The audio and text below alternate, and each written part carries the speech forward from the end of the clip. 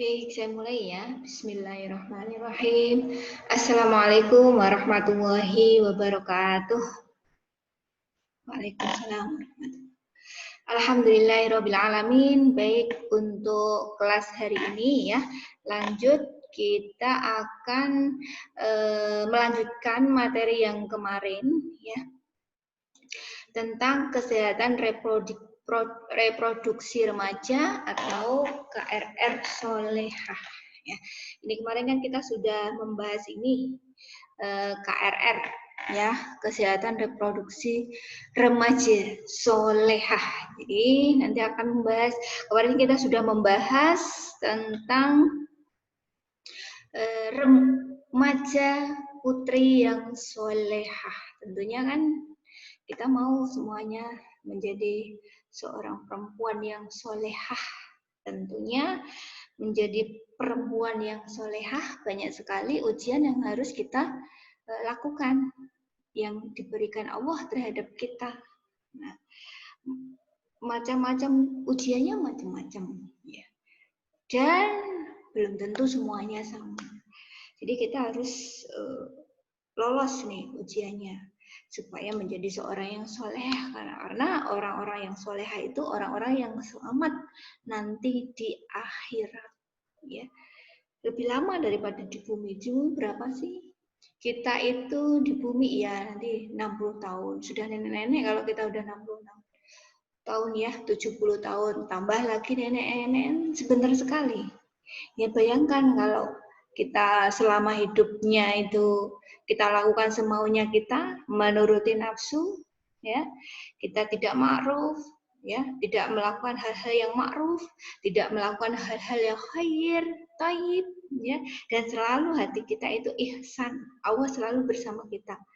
Jadi harus dimunculkan itu supaya kita lolos sesudahnya menjadi seorang wanita yang solehah, karena wanita yang solehah, insya Allah orang-orang yang selamat nanti di akhirat bahagia. Siapa sih yang nggak mau bahagia? Nggak ada. Semuanya ingin bahagia, dan bahagianya pun ya kalau di akhirat tuh nggak bosen ya, beda sama di bumi ya. Kita di bumi ini bahagia, tapi nggak selamanya kita bahagia. Pasti nanti ada jenuhnya dan lain-lain. Yang bahagia yang hakiki itu nanti di akhirat, di tempat yang baik tentunya di sana. Jadi kita harus di sini harus berjuang menjadi solehah agar sudah menjadi perempuan solehah. Nah, hubungannya dengan thayyib kita nanti membahas ya, fisiknya juga harus kita jaga. Ini adalah karunia Allah. Kemarin kita sudah membahas nih, perempuan tuh punya apa? Aku itu punya apa? Ya, fungsinya yang hanya punya aku itu apa aja? Kenapa ada haid? Kemarin kita sudah membahas itu. Bagaimana cara aku merawatnya? Ya, kemarin kita sudah membahas itu ya. Ini sekilas saya membahas ya, bahwasanya kita itu ya, perempuan solehah itu asetnya kita ini. Ini yang ada di dalam rahim kita, perempuan yang punya. Di dalam rahim ini uterus contohnya untuk berkembangnya janin ya. Ini kemudian ovari, sel telurnya ya, dan lain-lain. Di sini kemarin kita sudah bahas panjang dan lebar untuk yang organ-organ ini ya.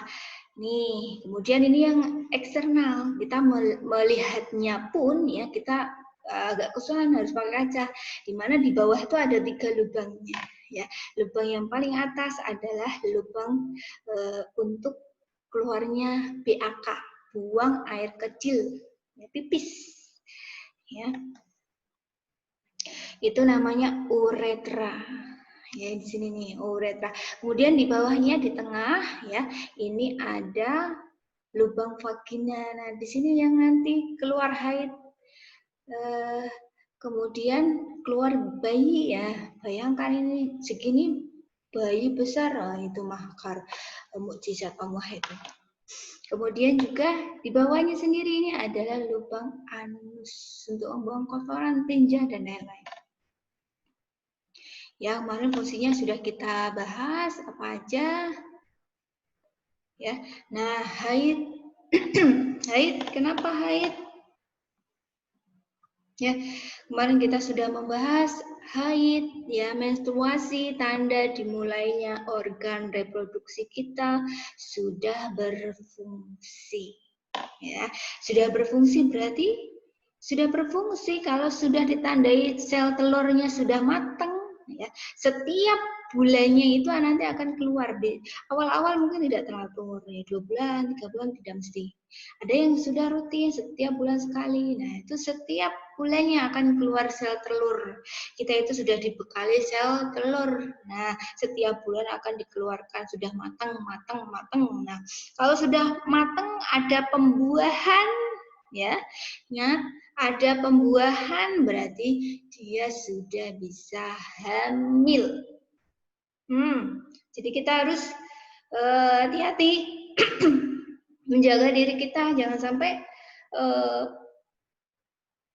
kita itu semena-mena menzalimi diri kita dengan tidak menjaga. Tidak boleh, ya. Kita harus, berarti kalau sudah haid, sudah ditandai berarti organ reproduksi kita sudah berfungsi. Jadi kalau secara syar'i, ya, kalau secara syar'i sudah kita bawa sendiri, ya, sudah pahala sudah kita bawa sendiri, amal baik buruk sudah kita mulai bawa sendiri. Jadi kita harus hati-hati, ya, jangan sampai menzalimi diri sendiri dengan berbuat dosa ataupun yang lainnya. Kemudian cara merawatnya tentunya satu, ya, apapun kita berlindung kepada Allah Subhanahu wa taala. Kemudian ikhtiarnya kita bagaimana? Kemarin kita sudah membahas makan yang sehat, ganti pakaian dalam dan lain-lain sampai dengan memilih teman yang baik dan soleh. Iya, nanti kita kalau tidak selektif, ya, memilih teman, ya bisa saja nanti kita akan ikut, ya, dalam pergaulan bebas, ya, dan lain-lain. Nah, itu petaka, bahaya untuk kita sendiri. Ya, jadi kita harus menjaga kesucian kita. Kalau kita sering bicara itu, kalau di kesucian harus kita jaga sebelum memang kita secara syar'i, ya, sudah menikah.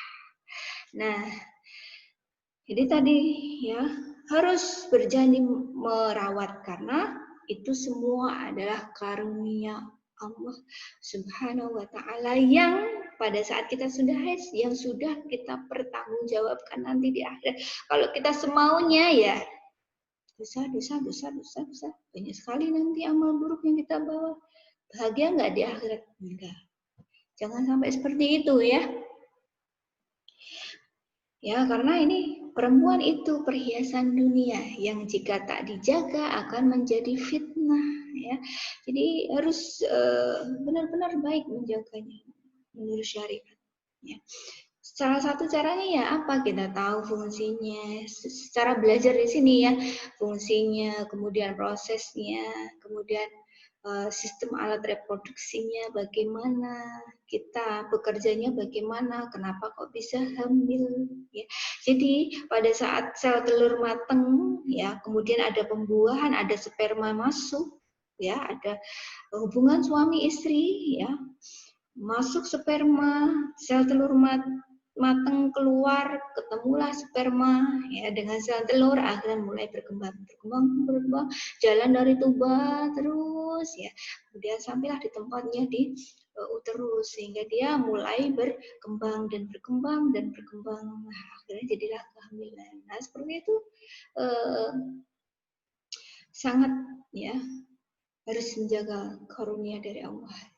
Karena apa yang kita punya adalah senjatanya kita untuk berjihad, meraih ridho Allah. Nah, luar biasa itu, ya, harus kita jaga. Janji, oke?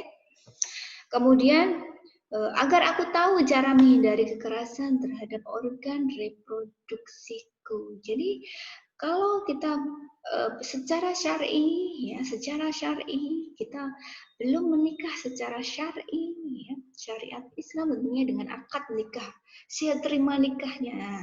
Sebelum itu ya, tidak boleh seseorang menyentuh ya, menyentuh apa yang karunia Allah tadi harus kita jaga. Dia harus benar-benar kita jaga, kita tutup ya, karena pada saat sudah haid ya, pada saat kita sudah haid itu organ-organ yang lain sudah mulai berkembang cepat, contohnya apa, payudara nanti berkembangnya cepat, akan membesar, kemudian juga tambah tinggi, pantatnya lebih lebar dan lain-lain lebih cepat.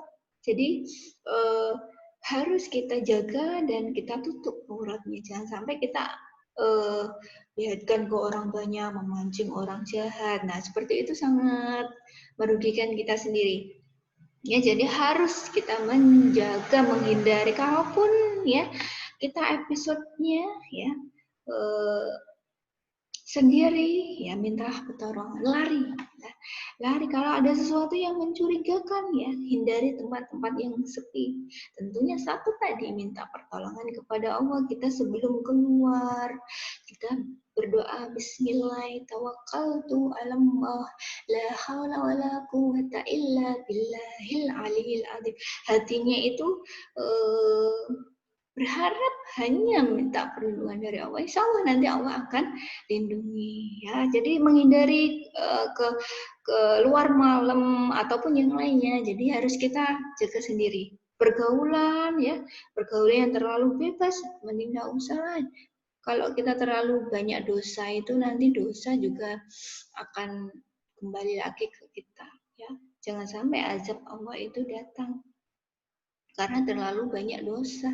Jadi harus stop, itu tidak bagus, itu tidak sesuai syariat. Saya tidak mau, harus berani mengatakan itu. Nah, itu adalah perempuan yang solehah.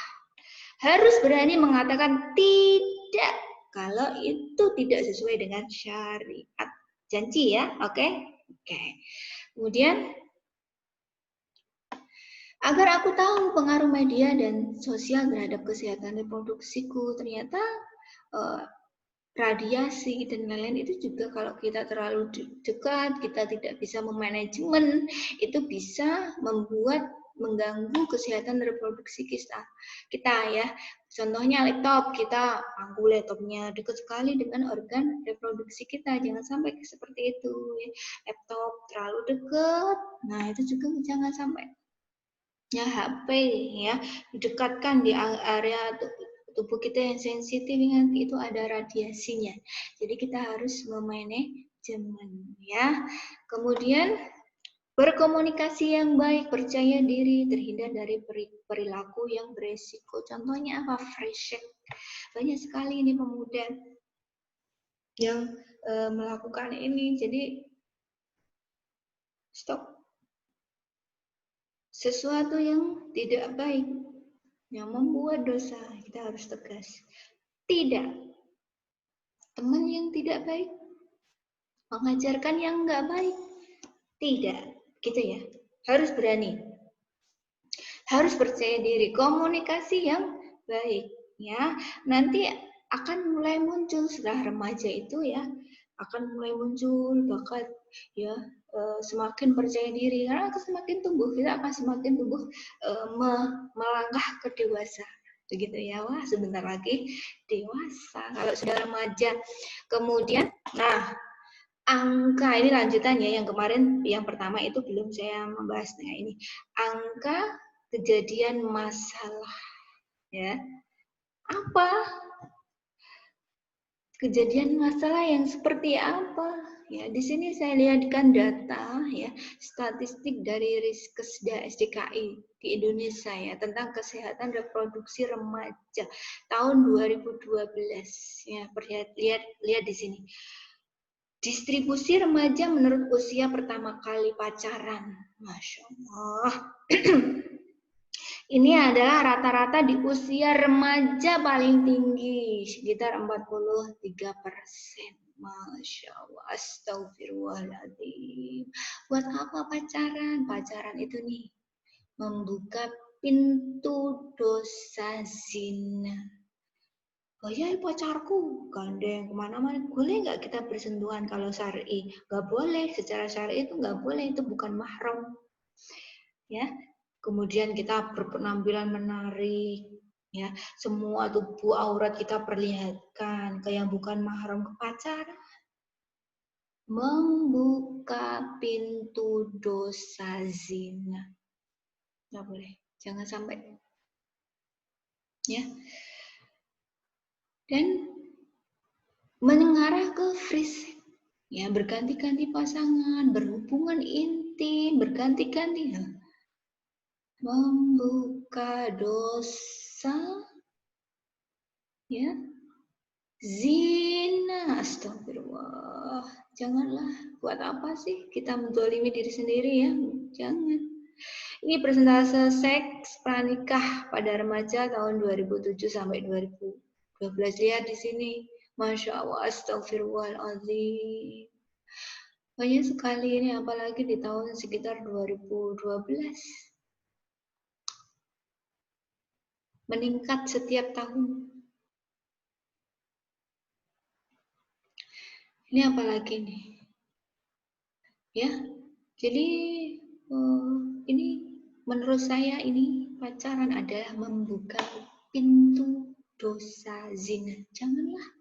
Kalau memang sudah waktunya, kita sudah dewasa, nanti akan ketemu jodoh yang terbaik untuk kita. Jadi bersabar. Oke, puasa dulu. Kalau dalam Islam itu kita puasa dulu, menahan nafsu. Gitu ya. Harus bersabar. Kemudian, nah, selain itu, free sex, ya, berpacaran lebih dini, ya, berganti-ganti pasangan, ya, juga bisa membuka pintu penyakit. Astagfirullahaladzim. Ya. Contohnya yang belum ada obatnya itu apa? HIV, AIDS, Masya Allah, astagfirullahaladzim. Siapa sih yang mau penyakitan ini seperti ini? Ya, ini adalah salah satu azab, ya, hukuman bagi orang-orang yang tidak bisa menjaga auratnya. Selain AIDS, banyak lagi penyakit yang lain, ya, penyakit-penyakit PMS, penyakit menular seksual, banyak sekali, gonore dan lain-lain. Nah, nanti kita akan bahas lagi. Jadi ini banyak sekali, ya, meningkat di usia, semakin dia remaja, semakin meningkat nih. Nah, jadi buat apa menzalimi diri sendiri, ya? Harus bersabar.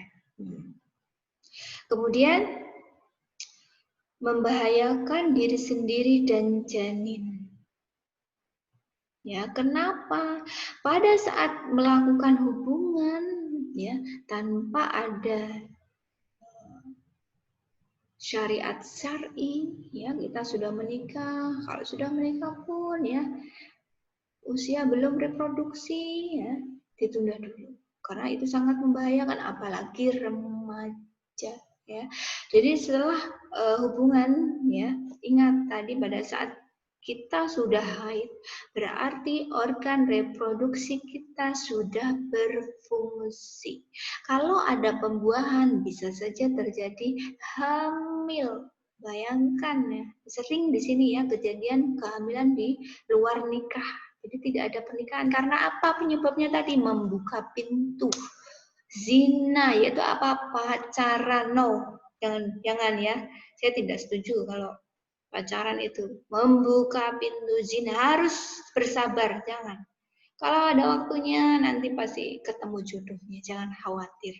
Sudah ada jodohnya, insya Allah. Ya, karena pada saat hamil, ya, di masa remaja itu resikonya besar sekali dan sangat membahayakan diri sendiri maupun janin, ya. Sekarang ini, ya, di masa pandemi ini, ya, ada data masa PJJ, ya, kita tidak asing dengan istilah PJJ, perkuliahan atau pembelajaran jarak jauh, ya, di mana siswanya dari rumah. Dan apa? Nah, beberapa waktu yang lalu ya, ibu itu pernah mendengar bahwasanya PJJ ya, bahwasanya yang pembelajaran itu ada siswa ya sampai orang tuanya itu tidak tahu kalau ya anak remajanya itu hamil karena terlalu sibuk orang tuanya, dan anaknya pun tidak mau tahu tentang kesehatan reproduksinya. Ada yang sampai hamil nggak tahu, mungkin tetangganya yang menghamilinya, mau diperkosa ya secara paksa ya, secara paksa menyentuh organ reproduksi kita, ya, sehingga apa? Mengalami komplikasi, membahayakan diri sendiri. Apa yang terjadi? Karena tidak tahu harus bagaimana, ini bagaimana, janinnya dibuang, bayinya sudah lahir, sama hari-harinya dibuang. Kemudian juga dia perdarahan, Masya Allah, astagfirullahaladzim. Jangan sampai ya ada kasus itu seperti itu. Karena orang tuanya sibuk bekerja, anaknya sendiri di rumah. Astagfirullahaladzim. Jadi kita harus bisa menjaga diri ya. Jangan membuka pintu kalau kita tidak tahu siapa orang itu. Ya. Pastinya kita kalau sudah mulai dewasa, mulai remaja, sudah mulai melangkah ke remaja, pasti kita tahu membedakan mana yang baik, mana yang buruk. Jadi kita harus selektif. Ya. Bayangkan kalau terjadi di sekitar kita, bahkan kalau terjadi di kita, apa? Betapa malunya, membahayakan diri, ya. Nih, dari grafik ini banyak sekali di usia mulai meningkat nih. Nah, seperti ini, kehamilan remaja, padahal ya, ini juga semakin meningkat, ya, usia remaja. Nah, 19. Nah, semakin tua semakin meningkat. Ini juga sama. Angka kematian ya menurut usia. Coba kita lihat yang usia remaja. Nah, tinggi nih yang warnanya biru, tinggi semua nih. Angka kematian baik bayinya, ibunya.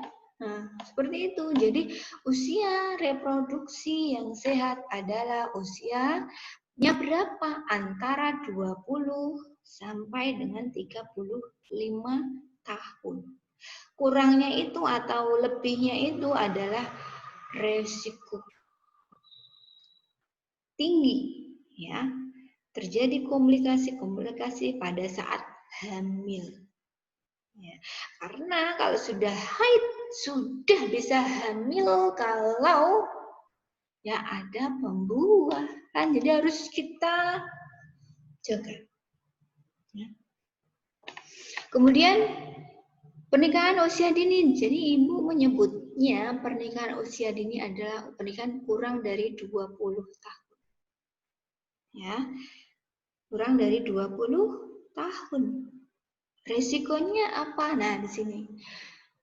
Preeklamsi, eklamsi, anemi. Ya, ini pada ibunya anemia, perdarahan. Kemudian juga komplikasi pada bayi. Apa? Beresiko tinggi lahir mati. Ya, lahir mati ya karena prematur lahir belum cukup bulan. Ya.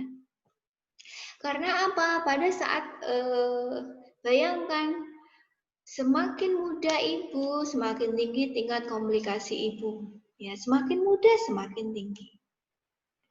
Jadi pada saat kita itu ya remaja baru mulai haid, baru mulai tumbuh organ reproduksinya, tumbuh payudaranya membesar, ya organ-organ dalam, eksternal, internal semuanya ya akan mulai tumbuh, ya. Badan pun juga mengikuti. Nah, padahal dirinya sendiri itu perlu banyak nutrisi atau asupan. Kalau tidak cukup, ya beresiko untuk kesehatan kita sendiri. Bayangkan, padahal kita sendiri itu perlu banyak sekali nutrisi ataupun yang lainnya, kebutuhan di dalam tubuh. Bayangkan ada janin ya, di dalam rahim. Janin tumbuh perlu gizi, nutrisi, dan lain-lain. Ngambil dari mana? Ya dari ibu. Padahal ibunya sendiri adalah dia juga sedang tumbuh.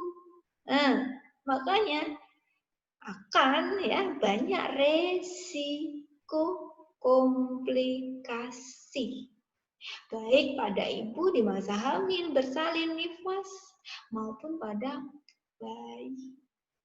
Ya, jadi pikirkan matang-matang dulu. Ya, pikirkan matang-matang dulu. Sebelum ya ingat tadi. Jangan pacaran. Pacaran membuka pintu zina. Apalagi sekarang ya. Kalau nggak punya pacar, ya udah nggak apa-apa lah.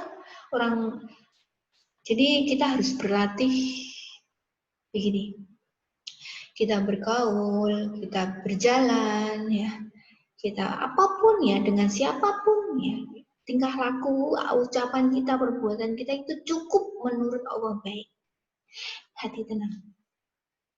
Kalau kita mau melihat pendapat orang ini A, B, C, D, E, F, G nanti beda-beda dan kita mau mengikuti si A, si B, si nanti akan kita tidak puas sendiri, tidak nyaman, resah, gelisah. Iya, karena menggantungkan penilaian makhluk. Rugi. Jadi terserah, dia kok nggak pacaran sendiri, nggak apa-apa.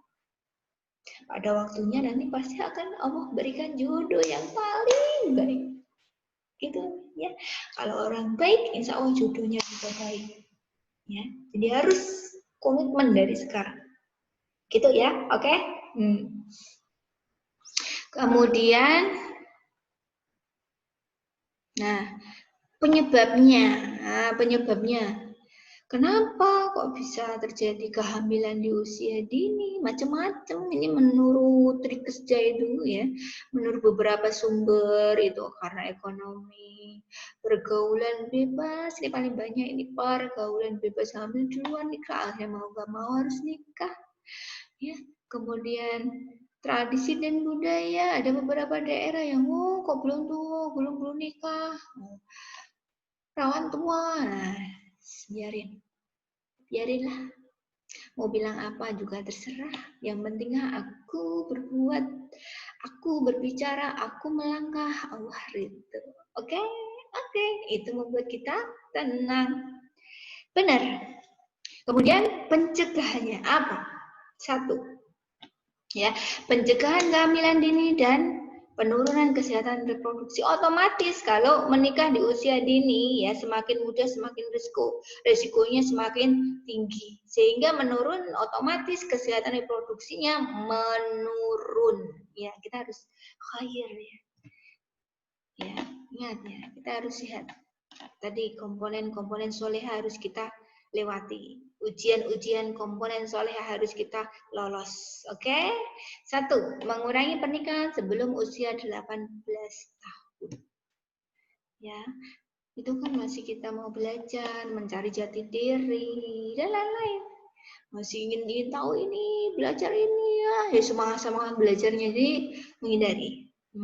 Tentunya kan kita tidak tadi ya, menghindari pergaulan-pergaulan bebas, ya. Selektif memilih teman-teman yang baik saja yang kita pilih. Kemudian mengurangi kehamilan sebelum usia 20 tahun.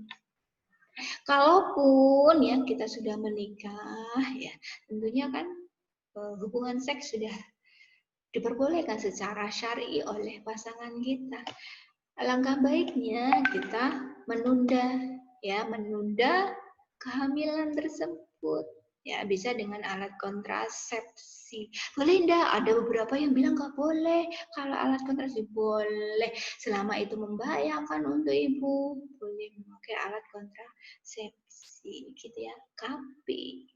Apa tahu istilahnya itu disebut dengan KB.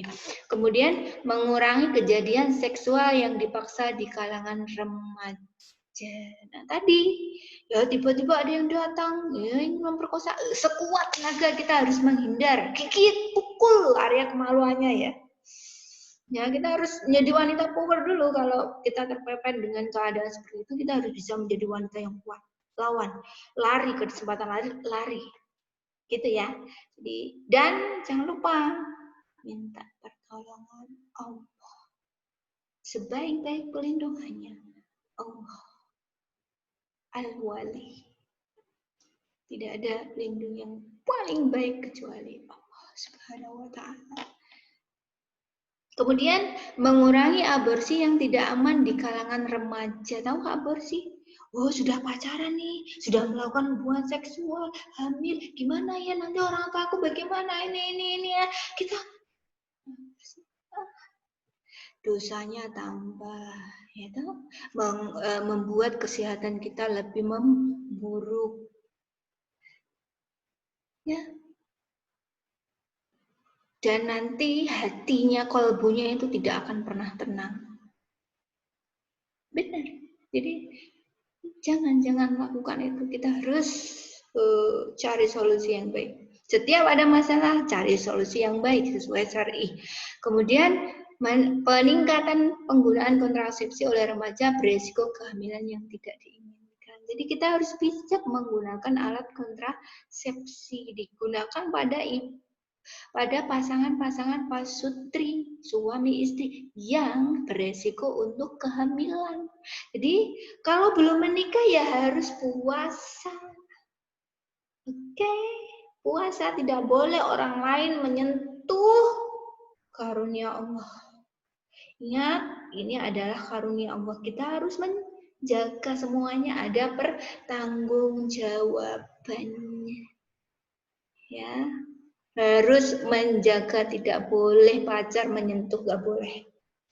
Ya, kalau bisa jangan pacaran. Nanti pada waktu kalau kita sudah dewasa, kita sudah ketemu ta'aruf. Ya, mengenal dan ta'aruf pun juga gak lama-lama sesuai syar'i.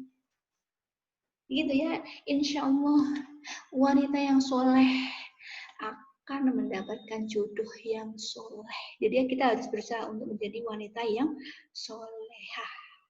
Janji, oke? Oke. Ya, itu tadi KRR ya, kesehatan dan reproduksi remaja. Ya, jangan takut apapun. Ya, Allah selalu bersama dengan kita. Ihsan.